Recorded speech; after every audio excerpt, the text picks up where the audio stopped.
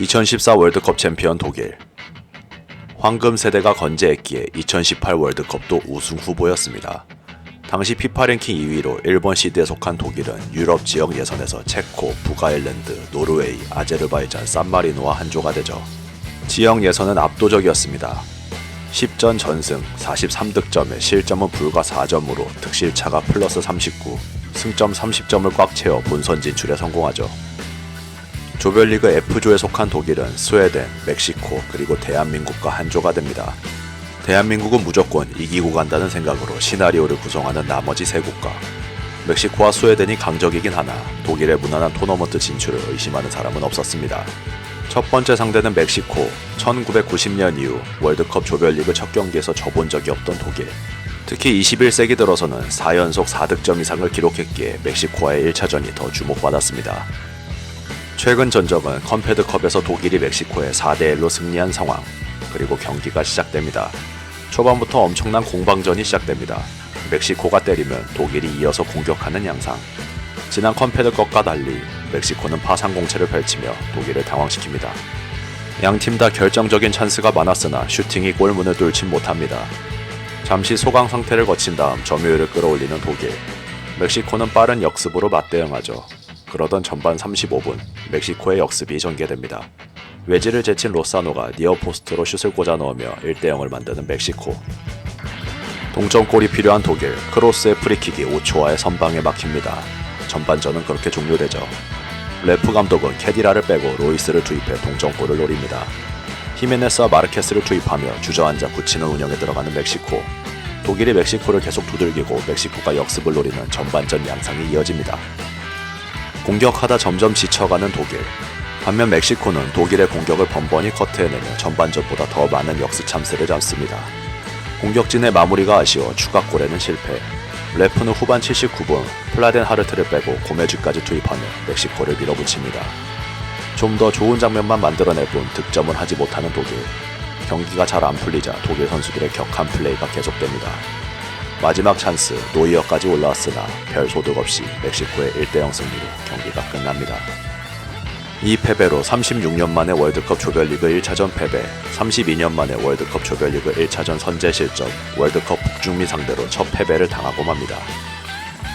박지성 SBS 해설위원은 독일은 우승 후보가 아니다. 이 정도면 대한민국도 충분히 비벼볼만 하다며 혹평을 남겼죠. 독일의 2차전 상대는 스웨덴. 전반 12분 스웨덴의 역습 찬스, 반칙이 의심되는 상황에서 노이어가 나와 공을 잡으며 실점 위기를 넘깁니다. 스웨덴의 수비진을 효율적으로 공략하지 못하는 독일. 전반 32분 크로스의 패스 미스가 나옵니다. 그대로 역습한 스웨덴은 토이보넨이 선제골을 터뜨리며 1대0으로 앞서 나가죠. 조직력이 흔들리는 독일.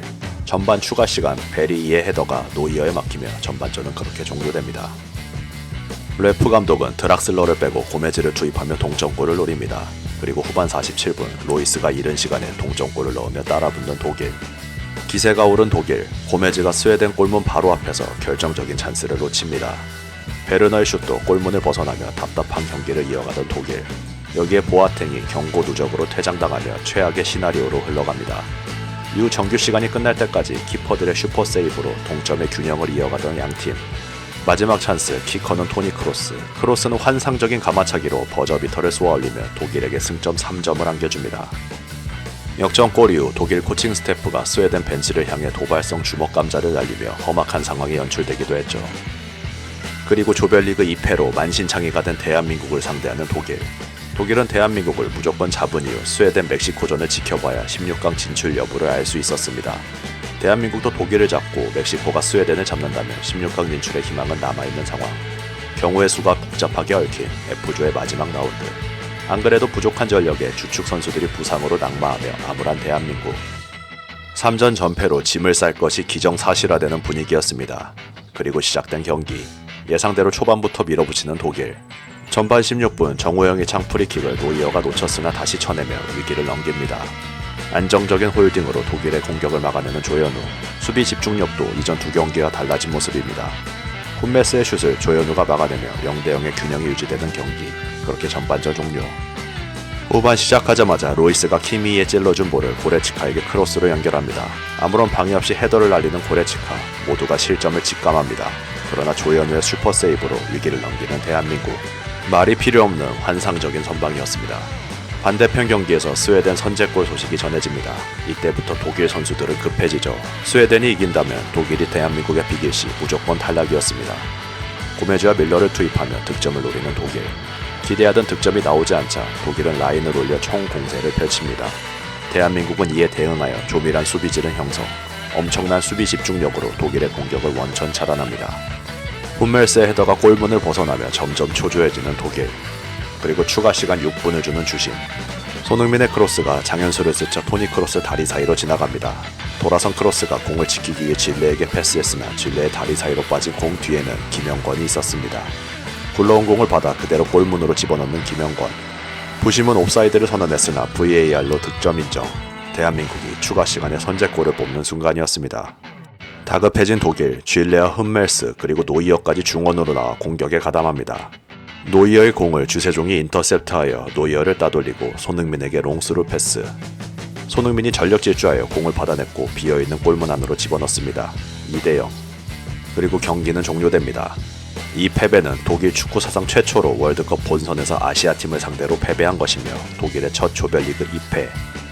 그리고 독일 월드컵 사상 최초로 조별리그에서 탈락하는 순간이었습니다. 충격적인 패배로 2018 월드컵을 마무리한 독일은 이후 흔들립니다. 네이션스 리그에서 네덜란드에 0대3 참패를 당한 독일. 이후 세대 교체를 통해 살아나나 했으나 유로 예선에서 네덜란드에 2대4로 또다시 완패합니다.